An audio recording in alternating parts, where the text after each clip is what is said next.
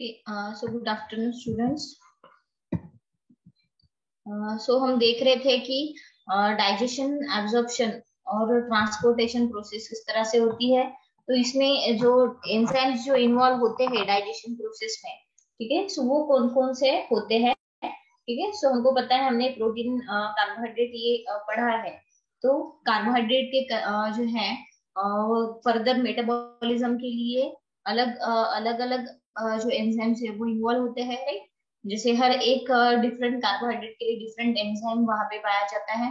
उसके साथ में प्रोटीन के लिए भी जो है ट्रिप्सिन, कीमोट्रिप्सिन, ये जो है एंजाइम जो है इन्वॉल्व होते हैं। ठीक है, और उसी तरह लिपिड का भी, नहीं। तो ये हमने डाइजेस्टिव एंजाइम्स हमने देखे थे, कौन कौन से थे। उसके बाद में जो मेजर क्लासेस है न्यूट्रिएंट्स के, ठीक है, वो किस तरह से डाइजेशन होता है उनका, ठीक है, तो वो हमने देखा था। उसके बाद में ब्रश बॉर्डर एंजाइम जो है वो कौन कौन से होते हैं, नहीं, तो ये भी हमने देखा था। उसके बाद में जो है maltase, glucoamylase and Syukuro isomaltase, ठीक है। तो ये जो एंजाइम है, तो इनका क्या काम है, तो ये हमने देखा था। उसके बाद में जो नीचे है, तो उससे हम स्टार्ट करेंगे। So maltase, glucoamylase and sucrase isomaltase are closely related enzymes embedded in the brush border membrane that execute the terminal stages of digestion using substrates provided by the action of amylase. So जो maltase, glucoamylase या फिर sucrase isomaltase, ये जो enzymes है, ठीक है, सो ये generally brush border जो रहता है, स्टमक, जो इंटेस्टिनल मेम्ब्रेन जो है, ठीक है, वहां का, तो वहां पे जनरली पाए जाते हैं। ठीक है, और जो डिफरेंट डिफरेंट स्टेजेस होते हैं डाइजेशन के, ठीक है, तो वहां पे फिर जो है फर्दर प्रोसेसिंग में वो काम में आते हैं। ठीक है, एक पर्टिकुलर सबस्ट्रेट जो है वो उन वहां पे मिलता है, नहीं, जो भी एक साइट हम कहेंगे, ठीक है, जहाँ पे रिएक्शन प्रोसेस होती है, राइट। तो वो साइट जो है हर एक एंजाइम की अलग अलग होती है, राइट। सो तो जो अमाइलेज होगा, जो भी एंजाइम होगा, ठीक है, तो उसके थ्रू जो है ये सबस्ट्रेट जो है वो वहां पे प्रोवाइड होता है, ठीक है, ताकि डाइजेशन जो है वो आसानी से हो। Then maltase glycomylase has two active sites. The maltase site hydrolyzes terminal alpha 1,4 linkage of the जो डी ग्लूकोज है, डेक्स्ट्रो ग्लूकोज और लिपो ग्लूकोज होता है, राइट। सो ये जो आइसोमर्स होते हैं एक्चुअली, ठीक है, तो यहाँ पे जो माल्टेज है, ठीक है, सो ये क्या करता है, जो ग्लूकोज का जो 1,4 लिंकेज है, ठीक है, सो अगर कोई भी कार्बोहाइड्रेट रहेगा तो उसका जो भी 1,4 लिंकेज होगा, जो टर्मिनल लिंकेज होगा, ये उसको हाइड्रोलाइज करने लगेगा, यानी वहां का जो बॉन्ड है, ठीक है, तो वो वहां पे ब्रेक डाउन करने लगेगा, right. So maltase site hydrolyzes terminal alpha 1,4 linked D-glucose residue from maltose। Maltose यानी आपको पता है जो डाइसैकेराइड होता है, शुगर, ठीक, और माल्टोट्रायोज, ठीक है, यानी ऑलिगोसैकेराइड हम कहते हैं, जनरेटिंग अल्फा डी ग्लूकोज, यानी 1,4 लिंकेज जहाँ पे जो भी हाइड्रोलाइज होगा, ठीक है, उससे फिर अल्फा डी ग्लूकोज जो है वो जनरेट होता है। The glucoamylase site also has that alpha 1,4 hydrolase activity, but also hydrolyzes alpha 1,6 glycosidic linkage, ठीक है, जो अल्फा 1,6 ग्लाइकोसिडिक लिंकेज होती है, ठीक है, उसको वहां पे वो ब्रेक डाउन करते हैं, फिर हाइड्रोलाइज करता है। सो तो जब भी हम बोल सकते हैं कि ये एडजेसेंट पेयर होती है, ठीक है, तभी ये हाइड्रोलाइज करने लगते हैं, वहां पे जो भी ग्लूकोसिडिक लिंकेज है, ग्लाइकोसिडिक लिंकेज है, उसको हाइड्रोलाइज करने का काम जो है ये एंजाइम जो है वो वहां पे करते हैं। सो यानी हम यहाँ पे देख रहे हैं कि दो एंजाइम वहां पे इन्वॉल्व रहते हैं।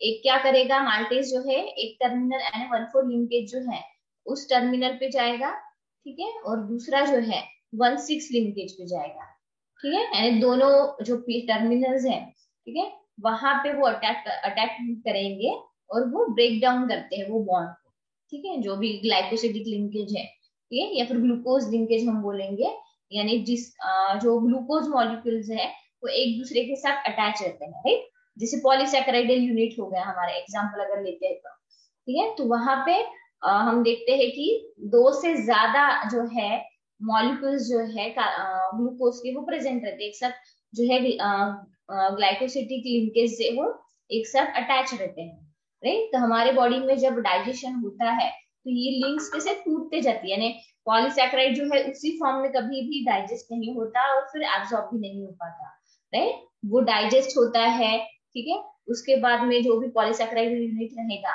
वो धीरे धीरे ऑलीसैकेराइडल यूनिट में, ठीक है, उसके बॉन्ड टूटते टूटते जाएंगे, ऑलीसैकेराइड होगा, फिर डाइसैकेराइड होगा, और उसका उसके बाद फाइनल जो प्रोडक्ट होगा, ठीक है, वो क्या होगा, मोनोसैकेराइडल यूनिट, ठीक है। तो ऐसे लिंकेजेस जो है वो वहां पे ब्रेक होते जाएंगे या फिर हाइड्रोलाइज होते जाएंगे हम बोलेंगे। और उसमें से फिर जहाँ पे जो पहली जो टर्मिनल थी 1,4 लिंकेज की, ठीक है, तो वहां से जो है अल्फा डी ग्लूकोज जो है वो जनरेट होगा, और जो दूसरा लिंकेज है उससे बीटा डी ग्लूकोज जो है वो लिबरेट होगा, right. So then sucrase isomaltase also has a two active sites, ठीक है। sucrase also isomaltase यानी जो सुक्रोज मॉलिक्यूल रहेगा, ठीक है, तो उसको जो है हम हाइड्रोलाइज करेगा, राइट।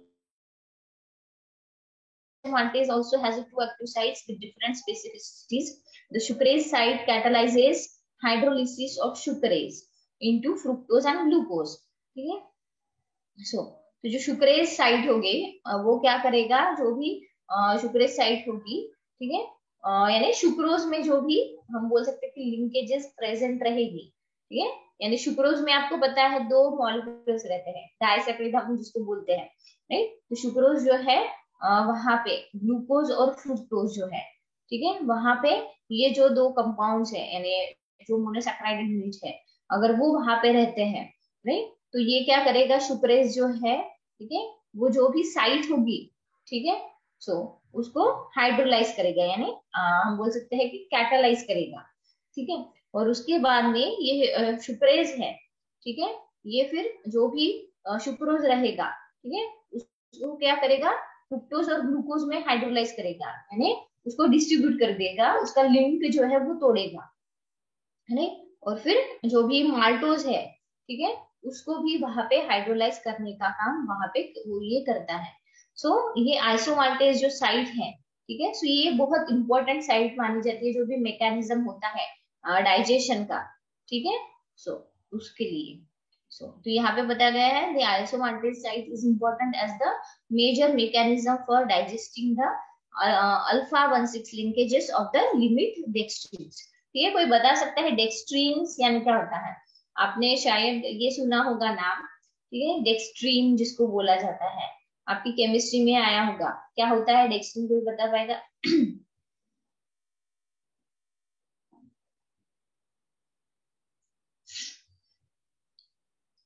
क्या होता है डेक्स्ट्रीन?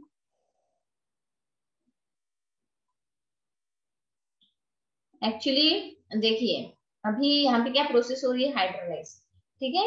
यानी हम बोल सकते हैं कि यहाँ पे दो जैसे अगर सुक्रोज है या फिर माल्टोज है, उसमें से क्या हो रहा है, दो प्रोडक्ट जो है वहां पे बन रहे हैं, ठीक है, डाइसैकेराइड यूनिट होने की वजह से दो प्रोडक्ट बन रहे हैं। अगर पॉलीसैकेराइड यूनिट होता तो ज्यादा बनते, यानी लिंकेजेस टूटती जाते तो ज्यादा बनते। तो यहाँ पे जैसे कि दो प्रोडक्ट वहां पे बन रहे हैं, यानी फ्रुक्टोज अलग है और ग्लूकोज अलग है, ठीक है। हो सकता है कि जैसे लैक्टोज में होगा, उसमें से ग्लूकोज बाहर आएगा या फिर गैलेक्टोज बाहर आएगा, नहीं। तो इस तरह से तो ये जो हम बोल सकते हैं कि प्रोडक्ट जहाँ पे या फिर कंपोनेंट जहाँ पे ऑब्टेन हो रहे हैं, ठीक है, तो ये किस वजह से हो रहे हैं, हाइड्रोलाइज हो रहा है, यानी वहां पे एनर्जी वहां पे लग रही है, यानी ऐसा हम कह सकते हैं कि वहां पे हीट प्रोड्यूस हो रही है, राइट। उसकी वजह से वो लिंकेजेस जो है वो टूट रहे हैं, राइट। क्योंकि यहाँ पे जब भी प्रोसेस होती है, डाइजेस्टिव जूसेस जो है वो इन्वॉल्व होते हैं, राइट।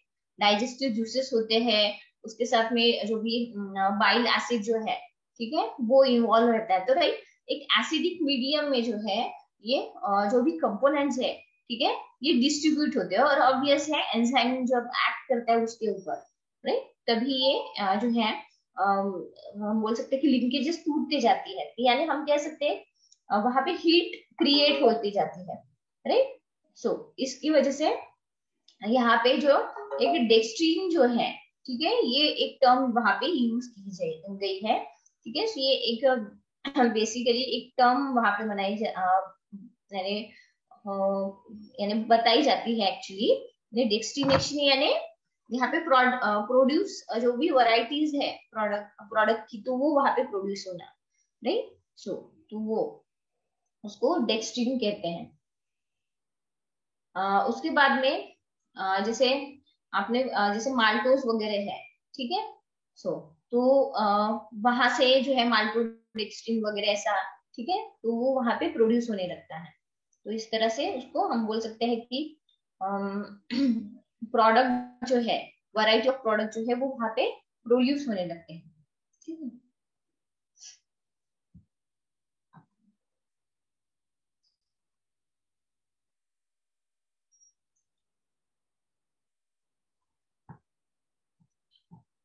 और हाँ, एक यानी ये एक जैसे एक डेक्स्ट्रीन है, ठीक है, तो ये हमेशा कोई भी जैसे पॉलीसैकेराइडल यूनिट है या फिर पॉलीसैकेराइड ना कहते हुए हम ऐसा अगर कहे कि जिसमें स्टार्च प्रेजेंट है, ठीक है, तो उसमें से जो है हम बोल सकते हैं कि जो भी अदर वैरायटी ऑफ प्रोडक्ट्स है या फिर कंपोनेंट्स है वो वहां पे प्रोड्यूस होते हैं, ठीक है।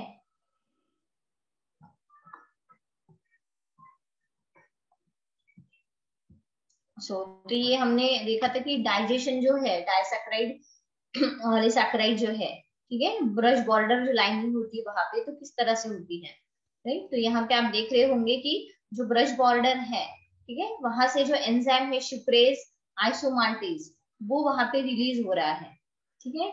उसके साथ में जो माल्टेज ग्लूकोमाइलेज जो है वो हो रहा है, और लैक्टेज, ठीक है, जो लैक्टोज जो होगा, ठीक है, उसको फिर जो है उसके ऊपर एक्ट करेगा, राइट। तो अगर आप देख रहे होंगे यहाँ पे जो है माल्टोट्रायोज जो है उसका कन्वर्जन जो है ना, वो लिंक टूट रही है, उसका कन्वर्जन माल्टोज में हो रहा है, ठीक है। और बाकी का जो है यानी जो डेक्स्ट्रीन जो है, ठीक है, सो वहां पे उसमें से अल्फा लिमिट डेक्स्ट्रीन जो है वो वहां पे लिंकेजेस वहां पे अटैच हो रहे हैं, ठीक है। इस तरह से जो भी सुक्रोज मॉलिक्यूल होगा या फिर माल्टोज होगा या फिर लैक्टोज होगा, उसी का उन सभी का जो है, ठीक है, यानी जहां पे यानी एक्चुअली लैक्टोज इसमें जो है लैक्टोज में जनरली स्टार्च जो है कंपोनेंट यहाँ पे नहीं रहता। जनरली व्हीट में या फिर जो भी जैसे सीरियल प्रोडक्ट्स है या फिर कॉर्न वगैरह है, ठीक है, एक तो सुक्रोज या फिर माल्टोज जो है, ठीक है। यही उसका कन्वर्जन होता है, इसलिए आपने अगर देखा होगा तो पर्टिकुलरली सुक्रेज और माल्टेज करके जो है, ठीक है, ये दो एंजाइम वहां पे इन्वॉल्व हो रहे हैं, ठीक है। यानी जो भी डायसैकेराइडल यूनिट है और पर्टिकुलरली माल्टेज और सुक्रेज का यहाँ पे बताया गया है, राइट। किस तरह से जो है हम बोल सकते हैं कि डायसैकेराइडल यूनिट्स का जो है, ठीक है, या फिर ओलिगोसैकेराइड का किस तरह से कन्वर्जन होता है या फिर किस तरह से डाइजेशन होता है, ठीक है, यानी वो लिंक जो है, ठीक है, वो वहां पे टूटती जाती है, और जो सिंगल ग्लूकोज मॉलिक्यूल आप देख रहे हो, ठीक है, वो वहां पे जो है निकलते जाता है, ठीक है। और उसी तरह माल्टेज का भी रहेगा, ठीक है, सॉरी माल्टोज का भी रहेगा, जहाँ पे माल्टेज जो है उसके ऊपर एक्ट करेगा पहली टर्मिनल पे, ठीक है, 1,4 टर्मिनल पे, और 1,6 टर्मिनल पे ग्लूकोमाइलेज जो है वो वहां पे एक्ट करेगा, और धीरे धीरे जो है सिंगल मॉलिक्यूल जो है ग्लूकोज का वो जो है रिलीज करने लगेगा, ठीक है। और ऐसे ऐसे सिंगल मॉलिक्यूल पर रिलीज होने के बाद कहाँ पे जाएंगे, ऑब्वियस है, वो स्टोर होंगे, यानी पहले तो जहां पे उसकी नीड है वहां पे वो चले जाएंगे नहीं डिफरेंट डिफरेंट ऑर्गन्स में। उसके बाद जो बचेगा यानी जिसकी नीड नहीं है, ठीक है, बाद में पड़ने वाली, तो ऐसे जो ग्लूकोज मॉलिक्यूल रहेंगे वो कहाँ पे स्टोर होंगे, ऑब्वियस है, लीवर में, ठीक है, in the form of glycogen, right. और जैसे फिर हमारी बॉडी को एनर्जी की नीड लगेगी, ठीक है, तो उस तरह से फिर जो कार्बोहाइड्रेट का सोर्स है मेन, ठीक है, ग्लाइकोजन स्टोरेज, तो वहां से रिलीज होगा, राइट। तो इसलिए जो कार्बोहाइड्रेट है एक मेजर एनर्जी का सोर्स हमेशा माना जाता है, और जो प्रोटीन है उसको स्पेयर करता है, ठीक है, ताकि प्रोटीन जो है उसका यूज जो है एनर्जी के लिए ना हो सके, राइट। और मेन जो है एनर्जी का यूज हम कहते हैं कि जो कार्बोहाइड्रेट है उससे ही हमेशा होता है। उसके बाद में पेप्टिडेजेस, ठीक है। सो ये एंजाइम जो है वो ब्रश बॉर्डर पे ही रहते, तो इनका काम क्या है तो वो हम देखेंगे। ठीक है, पेप्टिडेजेस यानी पेप्टाइड बॉन्ड है कि नहीं। सो पेप्टाइड जो है यहाँ पे आपने देखा होगा कि उसके नाम में ही लिखा है, राइट। यानी इसका सीधा रिलेशन कहाँ पे बनता है, amino acid sequence, right. So देखते हैं यहाँ पे क्या लिखा है। So there are large number of brush border peptidases which collectively can hydrolyze the diverse amino acid sequence diversity present in dietary proteins। ठीक है, डाइवर्सिटी यानी हो सकता है कि जैसे अगर जैसे रेड ग्राम दाल हो, राइट, तो अगर उसमें अमाइनो एसिड का अगर कुछ सीक्वेंस जो है, ठीक है, अलग अलग प्रकार का हो, ठीक है, मॉड बीन्स है उसमें जो है amino acid different amino acid हो सकता है किसी में 20 पाए जाते हो, ठीक है, किसी में 10 हो सकता है, किसी में 5 भी रह सकते हैं, यानी ठीक है, वो मैटर करता है।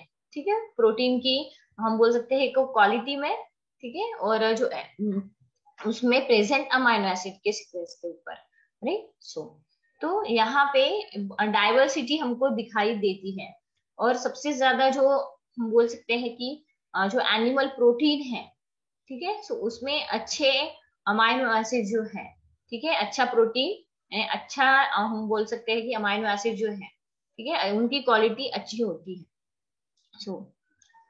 सो डाइटरी प्रोटीन्स में बहुत सारे डिफरेंट डिफरेंट अमाइनो एसिड जो है वो वहां पे पाए जाते हैं। So there are large number of brush border peptidases, ठीक है, जो एंजाइम्स है, ठीक है, वो ब्रश बॉर्डर पे पाए जाते हैं, ताकि जो भी प्रोटीन हम लेंगे, ठीक है, सो उनकी जो भी उनमें जो भी बिल्डिंग ब्लॉक्स हैं, उनके जो भी अमाइनो एसिड सीक्वेंस है, ठीक है, उसको हाइड्रोलाइज करेगा, ठीक है, यानी जो भी लिंकेजेस है उसको ब्रेक डाउन करेगा और सिंगल सिंगल अमाइनो एसिड में उनको कन्वर्ट करेगा, right. So major classes of peptidases include, तो यहाँ पे कौन कौन से डिफरेंट टाइप्स जो है एंजाइम्स के यहाँ पे बताए गए पेप्टिडेजेस के, राइट। सो तो पहला तो जो है exopeptidases that hydrolyse the terminal amino acids from peptides, right. So जो टर्मिनल अमाइनो एसिड्स रहेंगे, ठीक है, उनको जो है एक्सोपेप्टिडेज हाइड्रोलाइज करेगा, राइट।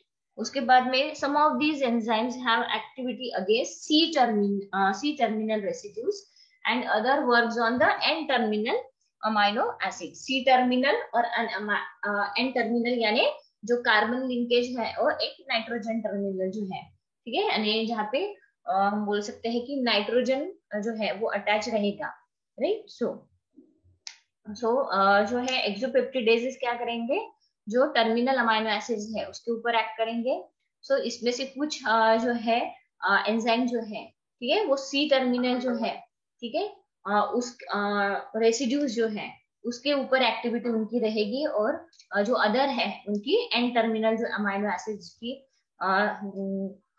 एसिड की जो भी टर्मिनल है, ठीक है, तो उसमें जो है उनकी एक्टिविटी रहेगी, राइट।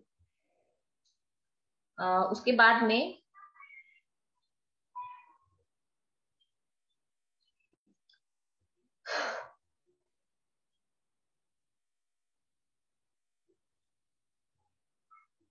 यहाँ पे और कुछ है क्या, मैं बुक में देख रही हूँ।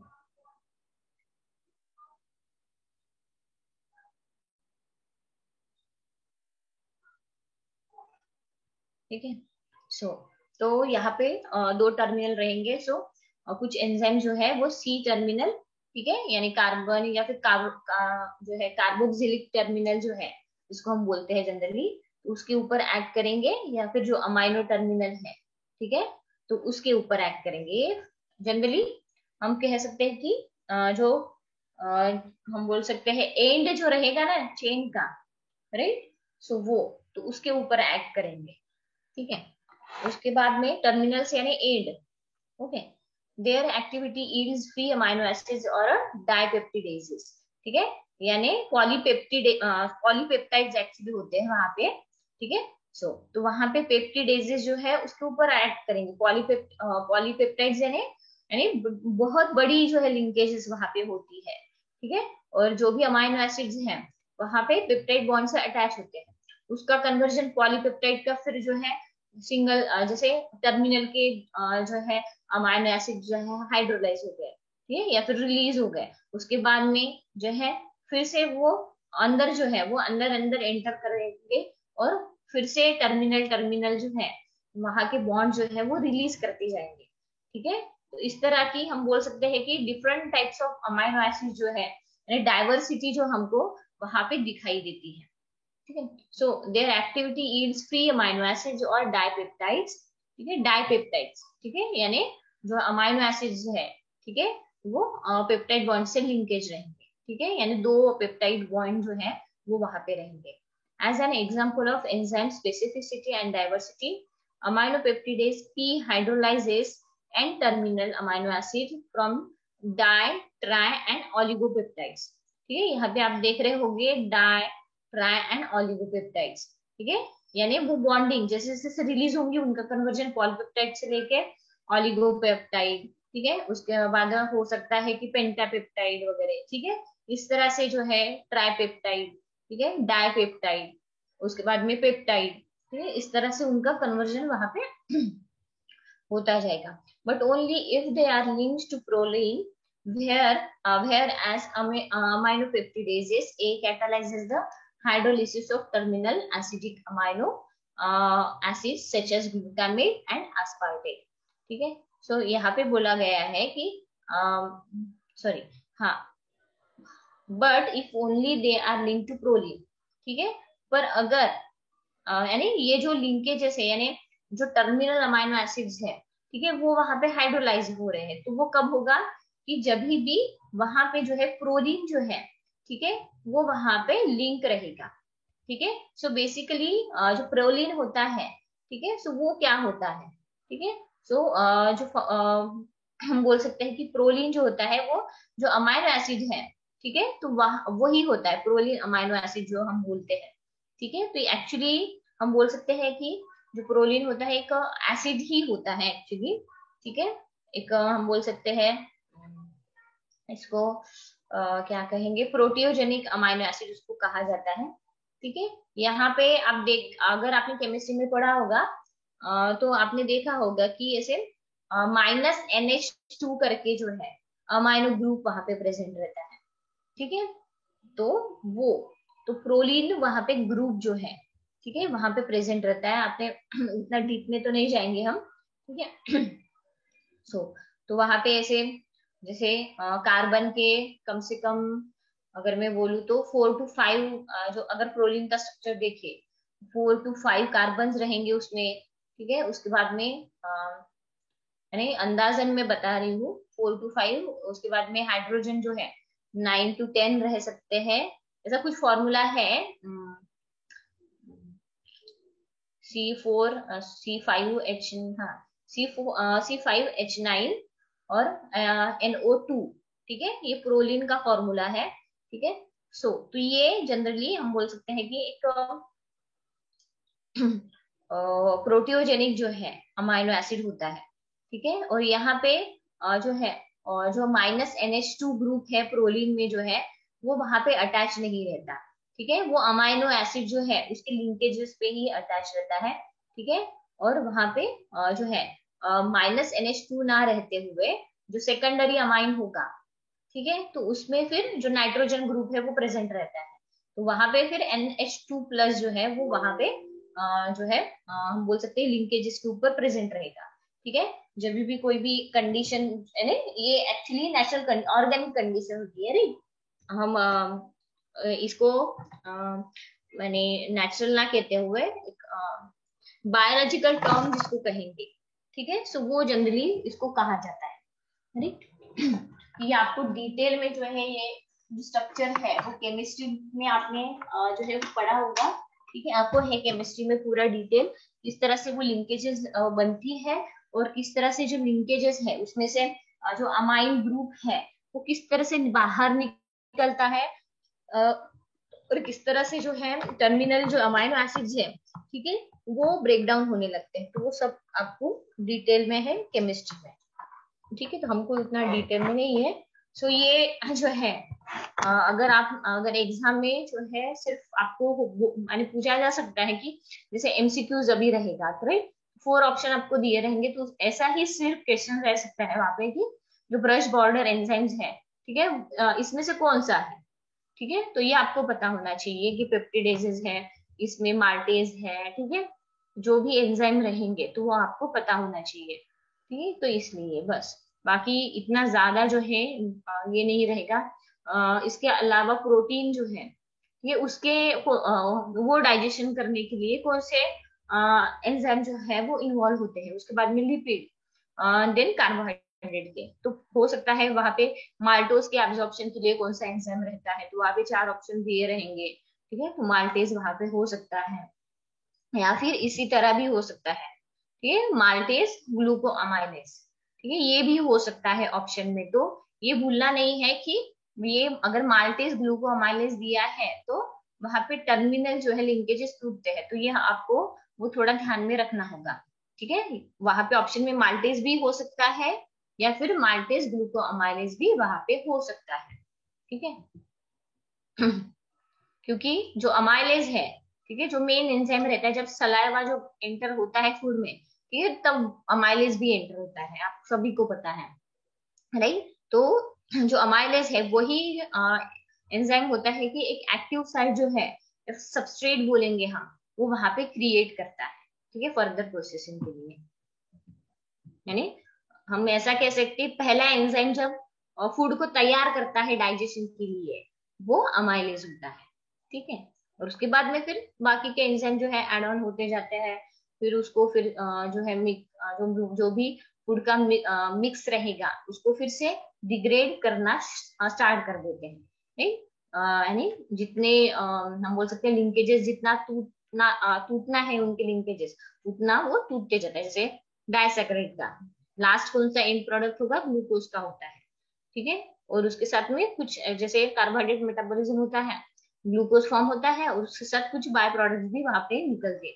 और ये एक ध्यान में रखिएगा, जब भी कार्बोहाइड्रेट मेटाबॉलिज्म होता है ना, उसके जो है उसमें से बहुत कम जो है, अगर किसी दूसरे कंपोनेंट के साथ अगर रिएक्शन हो रही है तभी बाय प्रोडक्ट निकलेगा, अदरवाइज कार्बोहाइड्रेट में से बाय प्रोडक्ट नहीं निकलता, सिर्फ प्रोटीन और फैट में से ही बाय प्रोडक्ट निकलता है।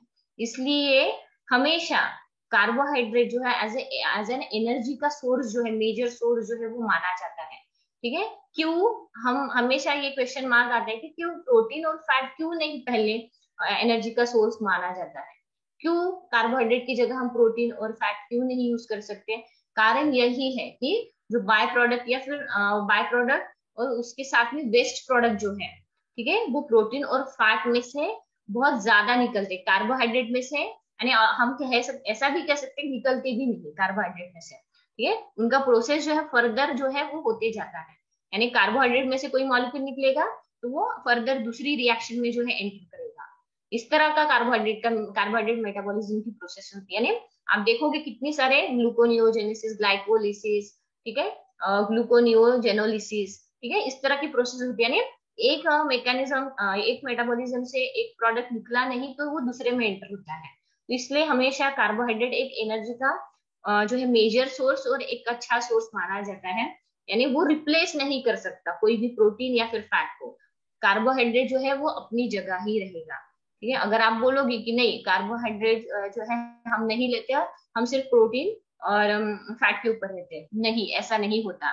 हमारे जो लाइफ में प्रोटीन और फैट जितना जरूरी है उससे कहीं ज्यादा जो है कार्ब्स जो है, ठीक है, जो नई टर्म आप यूज करते हो कार्ब्स, ठीक है, तो वो बहुत जरूरी है। आपने देखा होगा कि जो अभी जैसे कीटो डाइट वगैरह है, राइट, पूरे वेजिटेबल्स लेते हैं, बटर वगैरह लेते हैं, ठीक है, वेजिटेबल में भी कार्बोहाइड्रेट पाया जाता है ना, राइट। तो यहाँ पे हम टोटल कार्बोहाइड्रेट जो है या फिर कार्ब जो है, ठीक है, वो इग्नोर नहीं कर सकते।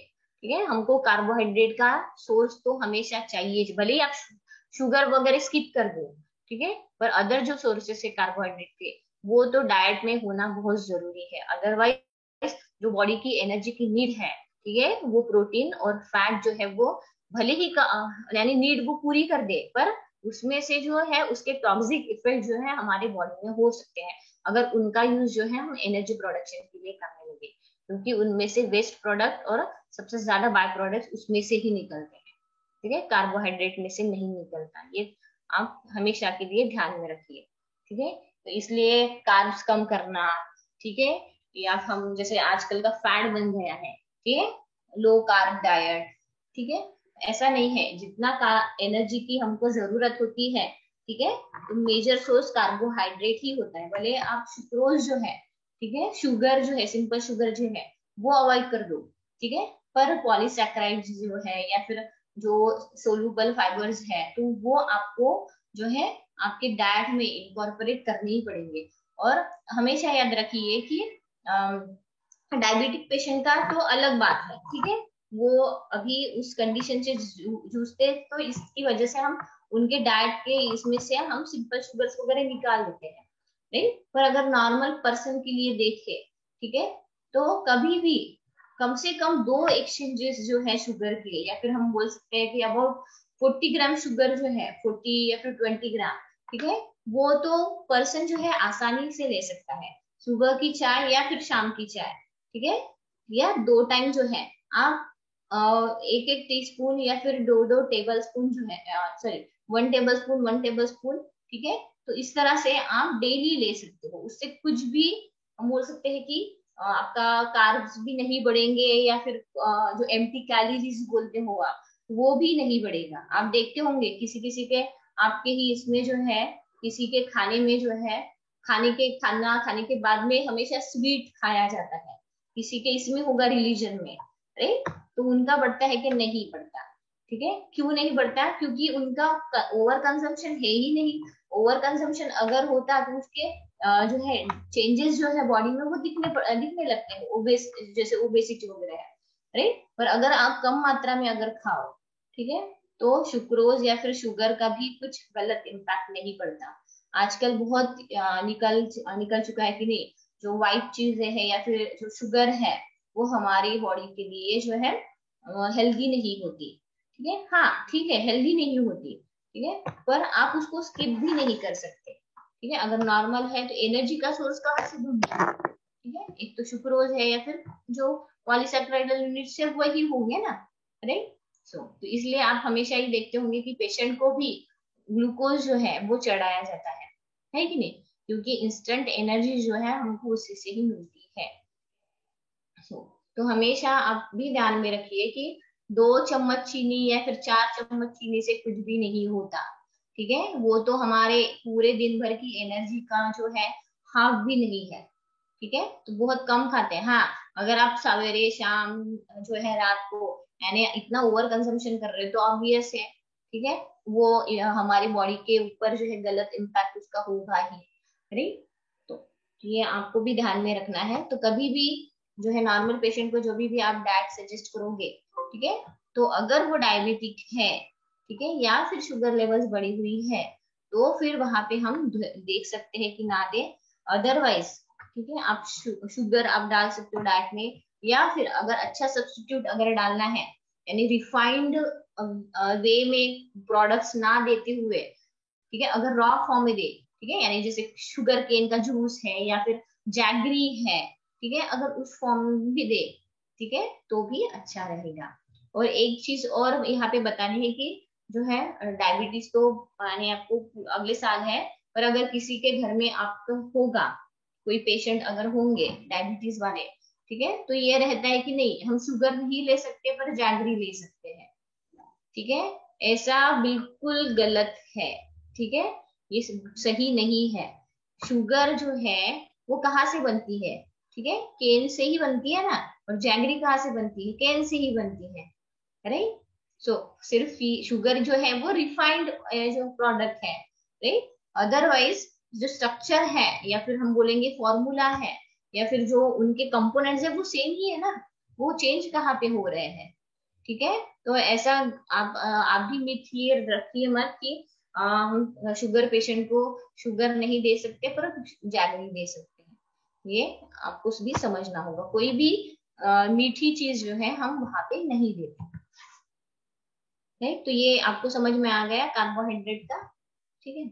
so, और उसके बाद में lipases a number of, sorry हाँ, नीचे का रह गया है, endopeptidases cleave peptide chains internally yielding smaller peptides of varying chain length, right. So जो एंडोपेप्टिडेजेस होंगे, ठीक है, तो वो क्या करेंगे, जो इंटरनल चेन है, एक्सोपेप्टिडेज क्या करते हैं, टर्मिनल एंड्स को जो है उसके ऊपर एक्ट करते हैं, और जो एंडोपेप्टिडेज होगा वो इंटरनल जो चेन होगी उसके ऊपर एक्ट करेगा और उसको क्लीव करेगा, ठीक है, यानी ब्रेक डाउन करेगा उसको, और उसके वजह से फिर जो जैसे क्लीव करेगा तो स्मॉल जो पेप्टाइड्स जो होंगे, ठीक है, यानी जो अमाइनो एसिड की लिंकेजेस होंगी स्मॉल स्मॉल, तो वहां पे रिलीज होना स्टार्ट होंगी, right. A single dipeptidase also exist as a brush border enzyme, ठीक है। सो यहाँ पे एक सिंगल डाइपेप्टिडेज जो है, ठीक है, वो वहां पे ब्रश बॉर्डर पे प्रेजेंट रहता है। जो डाइपेप्टिडेज जो है वो डाइपेप्टाइड जो है, ठीक है, सो उनको हम बोल सकते हैं कि ब्रेक डाउन करने का काम जो है ये करता है कौन, डाइपेप्टिडेज, ठीक है। सो तो डाइपेप्टिडेज यानी यहाँ पे जो भी अमाइनो एसिड रहेंगे उसके कितने रेसिड्यू रहेंगे, तो दो रेसिड्यू रहेंगे एक साथ एक दूसरे से जो है अटैच रहेंगे, ठीक है, पेप्टाइड बॉन्ड से। ये आप ध्यान में रखिए, डाइपेप्टाइड बोला है तो दो दो अमाइनो एसिड रेसिड्यू रहेंगे, राइट। ट्राइपेप्टाइड बोला है तो तीन अमाइनो एसिड रेसिड्यू रहेंगे, राइट। और पॉलीपेप्टाइड बोला है तो वहां पे अमाइनो एसिड के जो है ज्यादा से ज्यादा जो है लिंकेजेस वहां पे प्रेजेंट रह सकती है, ठीक है। सो इस तरह से तो ये जो सिंगल डाइपेप्टिडेज है, ठीक है, वो ब्रश बॉर्डर जो है एंजाइम कहलाता है, ठीक है। उसके बाद में जो एंटेरोपेप्टिडेज है, ठीक है, जो जिसको एंटेरोकाइनेज भी कहा जाता है, राइट। सो ये भी एक अदर जो ब्रश बॉर्डर एंजाइम जो है कहलाता है, जो जनरली जो भी ट्रिप्सिनोजन है, ठीक है, हमको पता है जो प्रोटीन होता है उसके कन्वर्जन के लिए ट्रिप्सिन और कीमोट्रिप्सिन ये एंजाइम जो है वो लगते हैं, राइट। सो तो यहाँ पे ये एंटीरोपेप्टिडेज क्या करता है, ठीक है, ये जो भी ट्रिप्सिनोजन है, ठीक है, सो उसके ऊपर एक्ट करता है, ठीक है, उसके ऊपर एक्ट क्या करेगा, उसको कैटलाइज करेगा, ठीक है, और उसको एक्टिवेट करेगा, ठीक है, उसको एक कैटालाइजिंग प्रॉपर्टी होती है उसमें, ठीक है। तो ट्रिप्सिनोजन जो है, ठीक है, उसको एक्टिवेट करने का काम कौन करेगा, एंटेरोपेप्टिडेज, ठीक है। सो जो ट्रिप्सिनोजन होता है, ठीक है, ये बेसिकली एक इनएक्टिव सब्सटेंस होता है, ठीक है। और ये हमने देखा था कि ट्रिप्सिन और क्रीमोट्रिप्सिन कहाँ से जो रिलीज होता है, पैनक्रियास से, राइट। सो तो ये ट्रिप्सिनोजन है, ये इनएक्टिव सब्सटेंस होता है, ठीक है, जनरली जो पैनक्रियाज होते हैं वहां से जनरली रिलीज होता है, ठीक है। हम बोल सकते हैं कि जब रिलीज होता है पैनक्रियाज से तो वो इनएक्टिव फॉर्म में रहता है, राइट। तो उसके बाद में जो एंटेरोपेप्टिडेज है वो क्या करेगा, ठीक है, वो कैटालाइज करेगा, ठीक है, उसमें जो एक्टिविटी इंपॉर्टेंट एक्टिविटी रहती है कैटालाइजिंग की, ठीक है, तो वो कैटालाइज करेगा किसको, ट्रिप्सिनोजन को, यानी कैटालाइज करेगा यानी जो उसको एक्टिवेट करेगा, ठीक है, और उसका कन्वर्जन फिर ट्रिप्सिन में करेगा, ठीक है। तो इस तरह से जो एंजाइम ट्रिप्सिन है, ठीक है, वो वहां पे फॉर्म होता है, कहाँ पे फॉर्म होता है, जो डिओडेनम रहेगा ना, ठीक है, तो वहां पे जो है फॉर्म होता है ये, ठीक है, कौन जो ट्रिप्सिन है, ठीक है, उसका कन्वर्जन जो है ट्रिप्सिन में होता है, ठीक है, यानी एक्टिवेशन हम बोलेंगे, और वो फिर डिओडेनम में वहां पे हम बोल सकते हैं कि पाया जाता है। So it is one of the major proteases from the pancreas. Proteases यानी प्रोटीन को हम बोल सकते हैं, प्रोटीन के जो एंजाइम है, प्रोटीन डाइजेस्ट करने के लिए जो एंजाइम बोला जाता है उसको प्रोटीएजेस कहते हैं, right. So it is one of the major proteases from the pancreas, और ये एक है ट्रिप्सिन और दूसरा कौन सा है, chymotrypsin, right. So enteropeptidase is present mostly abundantly in the duodenum. Then lipases. A number of lipases are present in the brush border of small intestine. These includes phospholipase, that is B1, phospholipase B1, then neutral ceramidase and alkaline sphingomyelinases. ठीक है, तो ये जो तीन है, ये तीन lipases जो है वो जो ब्रश बॉर्डर रहता है स्मॉल इंटेस्टाइन का वहां पे प्रेजेंट रहते हैं।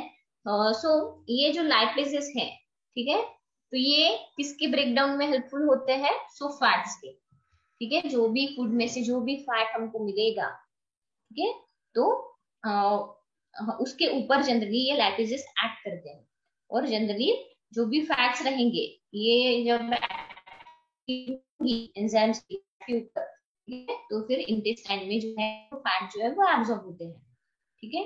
तो ये जनरली ये भी पैनक्रियाटिक जो एंजाइम्स हम बोलते हैं, ठीक है, इनको, ठीक है, तो जनरली जो भी अमाइलेज है वो भी वहां पे इंक्लूड रहते हैं।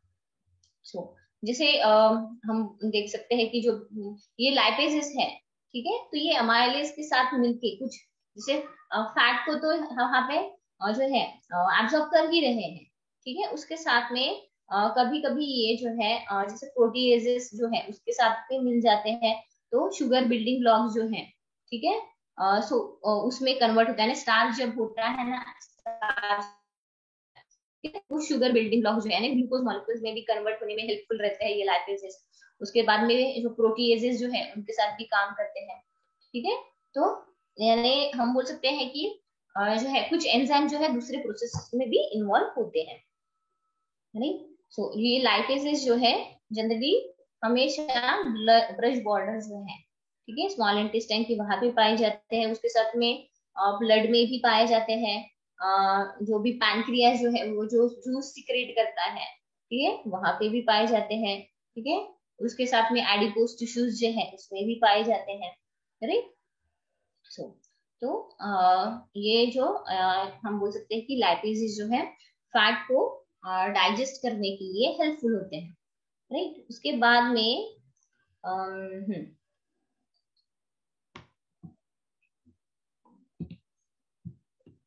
of the water soluble vitamins, the transport of folate and B12 across the pile, नहीं सॉरी ये बीच में ही आ गया है क्या, शायद तो ये स्लाइड शायद चेंज हो गई है, स्लाइड चेंज हो गई है।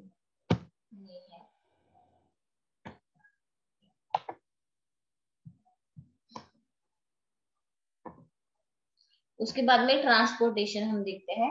सो the blood is responsible to transport food, oxygen and waste materials in human bodies. Waste materials यानी जो भी एक्स्ट्रा अमाउंट में नाइट्रोजन है, यूरिया है, सोडियम है, ठीक है, जो भी एक्सेस अमाउंट में है वो वेस्ट मटेरियल, राइट, जो यूरिन के थ्रू जो है वो बाहर निकल आते हैं।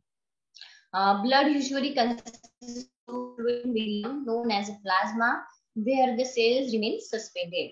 Plasma is responsible to transport food, carbon dioxide, and nitrogenous waste in dissolved form. However, oxygen is carried by the red blood cells. Many other substances such as salts are also transported by the blood. There. So, जो cell membrane है उसके across जो है transportation किस तरह से होता है, ठीक है। सो तो यहाँ पे लिखा है one of the great wonders of the cell membrane is its ability to regulate the concentration of substances inside the cell, ठीक है। तो यहाँ पे जो सेल मेम्ब्रेन है उसमें एक एबिलिटी होती है कि जो भी सब्सटेंसेस है, ठीक है, उनका कॉन्सेंट्रेशन जो है वो इंटरनल सेल के अंदर भी और सेल के बाहर भी, यानी एक्स्ट्रा सेलुलर फ्लूइड और इंट्रा सेलुलर फ्लूइड के बाहर किस तरह से बना रहे, उसमें एक एबिलिटी होती है, ठीक है। सो यानी सेल मेम्ब्रेन में से कितना सेल में जाना चाहिए, ठीक है, और कितना जो है नहीं जाना चाहिए, या फिर सेल्स में से कौन से कंपोनेंट जो है वो बाहर निकलने चाहिए अगर ज्यादा अमाउंट में हो गए हैं। आपको पता है कि जो एक्स्ट्रा सेलुलर फ्लूइड है, इंट्रा सेलुलर फ्लूइड है, वो एक बैलेंस बनाए रखते हैं, ठीक है। अगर कुछ कंपोनेंट्स अंदर एंटर हो चुके हैं तो अंदर के कंपोनेंट जो है वो बाहर निकल आते हैं, राइट। इस तरह से वो हम बोल सकते हैं कि वहाँ मराठी में उसको देवान घेवान बोलते हैं, ठीक है। सो तो इस तरह से जो है बैलेंस जो है वो बनाए रखा जाता है यहाँ पे। सो तो one of the great wonder of the cell membrane is its ability to regulate the concentration of substances inside the cell. These substances include ions such as Ca++, ठीक है, सोडियम++, ठीक है, उसके बाद में पोटेशियम प्लस एंड जो है chloride, so minus, nutrients including sugars, fatty acids and amino acids and waste products, right? जैसे अमोनिया है, देन नाइट्रोजन है, ठीक है, अदर जो गैसेस है वो। पर्टिकुलरली यहाँ पे जो है वेस्ट प्रोडक्ट बोला गया है carbon dioxide, which must leave the cell. The membrane's lipid bilayer structure provides the ठीक है। सो जो लिपिड बाइलेयर स्ट्रक्चर होता है मेम्ब्रेन का, यानी आपको पता है कि सेल का मेम्ब्रेन जो है, ठीक है, लिपोप्रोटीन्स जो है उससे भी बना होता है, जो एलडीएल है, ठीक है, बीएलडीएल है, उसमें से बना होता है, ठीक है। तो ये उसको जो है हम बोल सकते हैं कि लिपिड बाइलेयर, जिसको यानी जैसे टू लेयर जो है ना, कॉम्पैक्ट एक लेयर होती है वहां पे। उसको फर्स्ट लेवल ऑफ कंट्रोल कहा जाता है। The phospholipids are packed together and the membrane has a hydrophobic interior, ठीक है। यहाँ पे जो ऊपर की लेयर है, तो जैसे मैंने बोला एलडीएल, वीएलडीएल और जो भी अदर ट्राइग्लिसराइड्स है, ठीक है, और या फिर फॉस्फोलिपिड्स है, ठीक है, तो वहां पे प्रेजेंट रहते हैं। तो पर्टिकुलरली फॉस्फोलिपिड जो है, ठीक है, जो आउटर लेयरिंग होती है, तो वहां पे फॉस्फोलिपिड जो है वो टाइटली एक दूसरे से अटैच होते हैं, राइट। और जो इंटीरियर होता है, ठीक है, वो हाइड्रोफोबिक होता है, राइट। हाइड्रोफोबिक यानी जो एक्वियस मीडियम से जो है हमेशा दूर रहता है, राइट। तो इसलिए जो बाहर का फ्लूइड है, ठीक है, वो अंदर जो है वो नहीं जा पाता, क्योंकि कॉन्सेंट्रेशन वो बना हुआ होता है और उसके साथ में लेयर होती है फैट की, राइट। सो हाइड्रोफोबिक इंटीरियर वहां पे होता है। So this structure causes the membrane to be selectively permeable, ठीक है। तो इसकी वजह से क्या होता है, ये स्ट्रक्चर होने की वजह से जो मेम्ब्रेन होता है उसमें से कुछ चीजें ही जो है, सिलेक्टिव चीजें जो है, वो सेल्स में एंटर हो सकती है और सेल से बाहर जा सकती है, right? So, a membrane that has selective permeability allows only substances meeting certain criteria to pass through it unaided, ठीक है। सो ऐसे ही जो हम बोल सकते हैं कंपोनेंट या सब्सटेंसेस जो है, ठीक है, एंटर होते हैं जिनका अंदर काम हो या फिर जिनकी जरूरत हो और जिनकी नीड यानी नॉर्मल अमाउंट में हो। एक्सेसिव वे में अगर जाता है तो फिर सेल में एबनॉर्मेलिटीज आ जाती है, राइट। सेल जो है वो फंक्शन करना बराबर यानी प्रॉपरली फंक्शन नहीं करता, ठीक है। तो इसलिए ये जो मेम्ब्रेन होता है, सेल का मेम्ब्रेन होता है, राइट, तो उसमें से कुछ ऐसे ही जो हम बोल सकते हैं कि जिनकी जरूरत है, ऐसे ही कुछ कंपोनेंट जो है वो एंटर होते हैं, ठीक है, और जिनकी जरूरत नहीं होते बाहर निकल आते हैं, ठीक है। क्योंकि आपको पता है सेल में एनर्जी प्रोडक्शन होता है, ठीक है, कहाँ पे होता है, माइटोकॉन्ड्रिया में, ठीक है। वहां पे एनर्जी प्रोडक्शन होगा तो सेल से जो है, ठीक है, जो भी ग्लूकोज मॉलिक्यूल है या फिर जो भी एनर्जी जो है प्रोडक्शन जहाँ पे हो रहा है, ठीक है, वो डिफरेंट डिफरेंट ऑर्गन में फिर वहां पे जाएगा, राइट। तो इस तरह से वो प्रोडक्शन वहां पे होता है। हर एक ऑर्गन के सेल्स जो है वो होते हैं, ठीक है, तो हर एक सेल्स में जो है एनर्जी का प्रोडक्शन वहां पे होता है, राइट। उसके बाद में आगे लिखा है a membrane that has selective permeability allows only substances meeting certain criteria to pass through it unaided. In the case of the cell membrane, only relatively small non-polar materials can move through the lipid bilayer, जिनका small size जो है वो बहुत small है, ठीक है, और वहां पे हम बोल सकते हैं नॉन पोलर मटेरियल जो है, ठीक है, तो वही हम बोल सकते हैं वही सिर्फ से हम बोल सकते हैं कि एक अंदर और बाहर निकल सकते हैं, ठीक है। अगर नॉन पोलर सब्सटेंसेस की बात करें, ठीक है, नॉन पोलर मॉलिक्यूल्स यानी क्या होंगे, ठीक है, ऐसे मॉलिक्यूल्स जैसे आप देखते हो ना कि नाइट्रोजन है, ऑक्सीजन है, ये क्लोराइड है, ठीक है, या फिर हाइड्रोजन वगैरह है, ठीक है, उसके साथ में कार्बन डाइऑक्साइड है, ठीक है। तो ये जो पूरे हम बोल सकते हैं सब्सटेंसेस है, ठीक है, इनको नॉन पोलर मॉलिक्यूल्स कहा जाता है, ठीक है। उनको भी कुछ भी गैसेस वगैरह हो सकते हैं, ठीक है।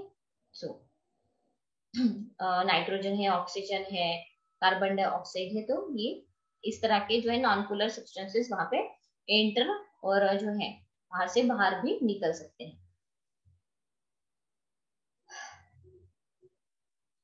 उसके बाद में यहाँ पे लिखा हुआ है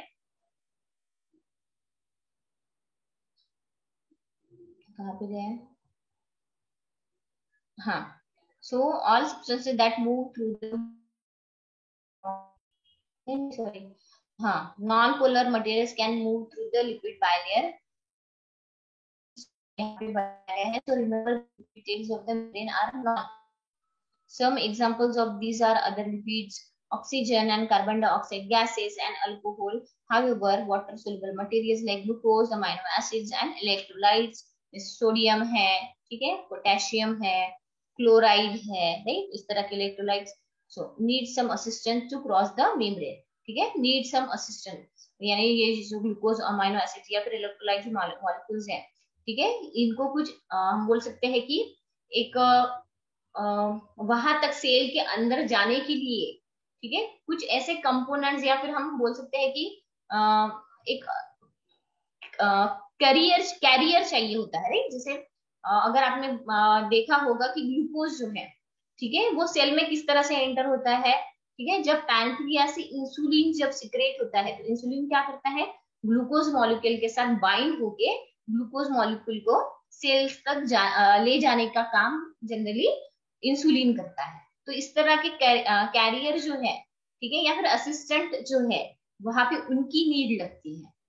ठीक है, सो ताकि जो मेम्ब्रेन है उसको क्रॉस कर सके, ठीक है, क्यों, तो यहाँ पे वैसा क्यों होता है, वो भी बताया गया है, because they are repelled by the hydrophobic tails of the phospholipid bilayer, ठीक है, क्योंकि वो रिपेल्ड होते हैं, ठीक है, यानी वो एंटर नहीं हो पाते, ठीक है, तो इसलिए ऐसे मॉलिक्यूल्स जो है, ठीक है, उनको अंदर ले जाने के लिए, क्योंकि ग्लूकोज है, अमाइनो एसिड है या फिर इलेक्ट्रोलाइट्स है, ये क्या होते हैं, वाटर सोल्यूबल होते हैं, राइट, पर ये जो बाइलेयर होती है वो क्या होती है, हाइड्रोफोबिक इन नेचर होती है, राइट, पर ये ग्लूकोज मॉलिक्यूल जो है हम बोल सकते हैं कि वाटर में सोल्यूबल होने की वजह से, ठीक है, ये फैट के मीडियम के थ्रू नहीं जा सकते, राइट, तो इसको क्या लगेगा, एक मीडियम लगेगा, ठीक है, वो कुछ भी हो सकता है, हार्मोन हो सकता है, कोई अदर हो जो न्यूट्रिएंट हो सकता है, कोई मिनरल हो सकता है, उसके साथ जो है एक एज अ कैरियर जो है वो वहां पे उसको